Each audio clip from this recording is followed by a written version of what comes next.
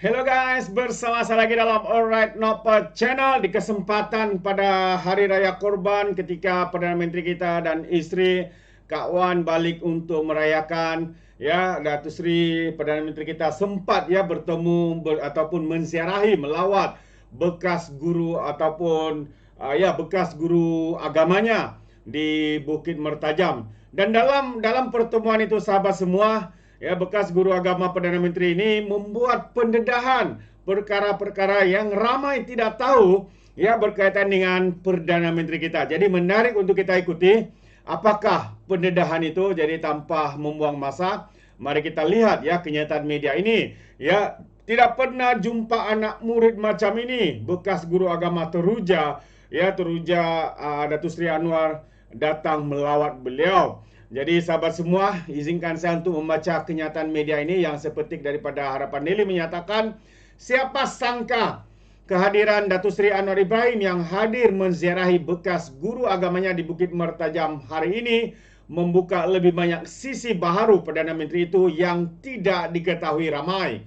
Salma Abu Bakar berumur 84 tahun berkata, ahli Parlimen Tamun itu sudah mempunyai ciri-ciri sebagai pemimpin sejak usianya baru darjah 4. Beliau yang mengajar di Madrasah Al-Ittihadiyah Al-Wataniyah Cherok Tokun semasa Anwar berumur 10 hingga 12 tahun berkata, perkara itu terlintas di hatinya ketika melihat sendiri bagaimana Anwar berinteraksi dengan rakan-rakannya.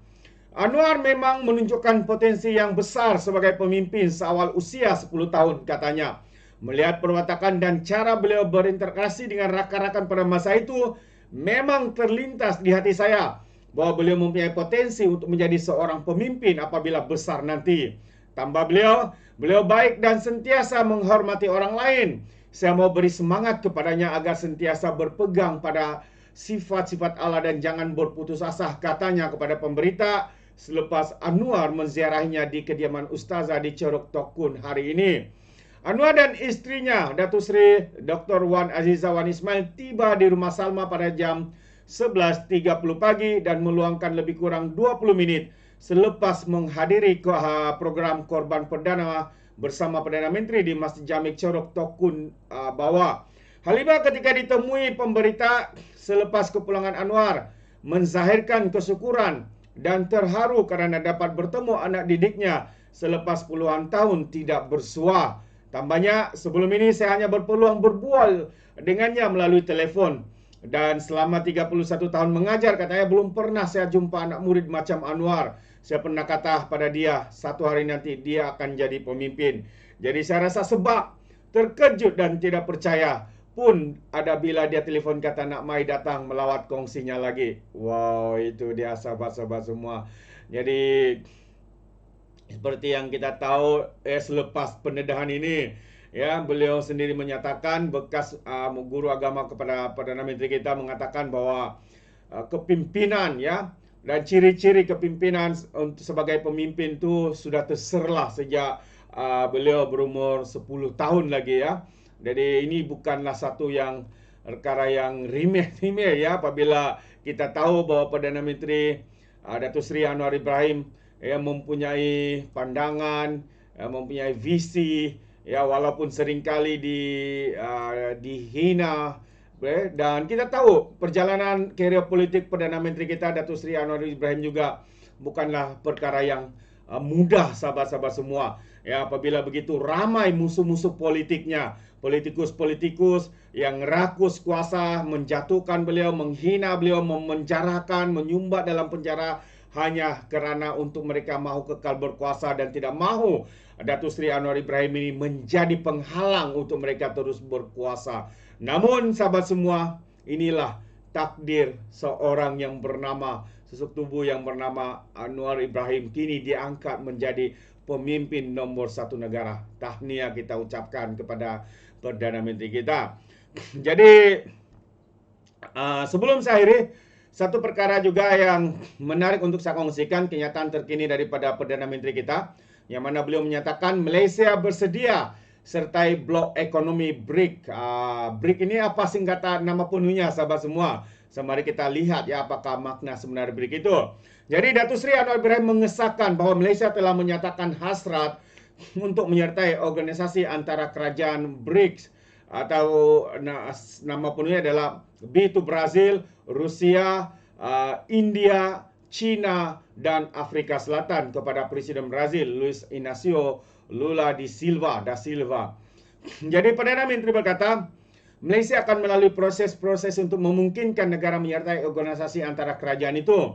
BRICS sejak 2 bulan lalu telah diangkat supaya Kementerian Luar buat kajiannya yang keputusan dasar kita untuk menyertai BRICS. Kita akan melalui proses untuk memungkinkan kita untuk menyertai BRICS, katanya. Saya sendiri telah bercakap dengan Presiden Brazil tentang hasrat yang sedemikian, kata Datuk Seri Anwar di Petik Harian Metro selepas menghadiri kenduri sempena Hari Raya Aidiladha kenalan lama beliau Hamzah Mat Isa di Mengkuang Semerak, Bukit Mertajam, Pulau Pinang hari ini. Jadi terdahulu, Datuk Seri Anwar dalam wawancara bersama pengasas media Cina Guancha Li Shimo berkata, Malaysia akan memulakan prosedur rasmi untuk menyertai BRICS tidak lama lagi. Katanya lagi, kami sudah menjelaskan dasar kami dan membuat keputusan. Kami akan memulakan proses rasmi tidak lama lagi. Lapor Sputnik News memetik kenyataan Anwar dalam wawancara tersebut. BRICS ditubuhkan pada tahun 2009 sebagai platform kerjasama untuk ekonomi yang sedang pesat membangun merangkumi Brazil, Rusia, India, China dan Afrika Selatan untuk menyertai kumpulan itu pada tahun 2010. Dan Januari lalu, Iran, Mesir, Ethiopia dan Emirat Arab Bersatu menyertai organisasi sebagai ahli baru. BRICS ini menyumbang 1/4 daripada ekonomi global, merangkumi 1/5 daripada perdagangan global dengan populasi sekitar 40% penduduk dunia. Dalam pada itu, Menteri Pelaburan, Perdagangan dan Industri Tengku Datuk Seri Zafrul Tengku Abdul Aziz berkata, penyertaan Malaysia dalam BRICS dapat memberikan pelbagai manfaat terutamanya ekonomi. Beliau berkata ketika ini proses penyertaan Malaysia dengan BRICS juga berjalan lancar dan sebarang perkembangan mengenainya akan diumumkan oleh kerajaan. Terbaik, satu keputusan yang mantap ya diusahakan oleh kerajaan dan kita percaya perkara ini seperti mana yang dinyatakan juga oleh Perdana Menteri dan juga Tengku Zafrul bahawa ini membawa manfaat kebaikan ya kepada negara khususnya dari sektor ekonomi ya untuk mungkin dari impor dan ekspor ya produk-produk kita boleh diperkenalkan lagi di antara ahli-ahli dalam BRICS ini. Jadi sahabat semua, kita mengharapkan segala perancangan, segala dan permohonan ini khususnya dapat diluluskan lah. Maksudnya Malaysia yang menyertai BRICS ini. Jadi kita sebagai rakyat mengharapkan yang terbaik untuk kerajaan. Kerana yang mendapat manfaat apabila ekonomi kita berkembang maju adalah kita semua, sahabat semua, rakyat di luar sana. Jadi itu saja daripada saya. Agak terkejut dengan pendedahan daripada bekas guru agama kepada Perdana Menteri kita ni. Bagaimana dengan anda, sahabat semua? Anda boleh berikan komen dalam ruangan komen. Jadi terima kasih, izinkan saya untuk mengundurkan diri dan seperti biasa peribahasa mengatakan tapapun kangkap dua ton keinginan. Dalam bahasa Melayunya, tepuk dadah, tanya selera. Sekian saja daripada Alright Nampak Channel. Saya kita berjumpa lagi. Bye-bye.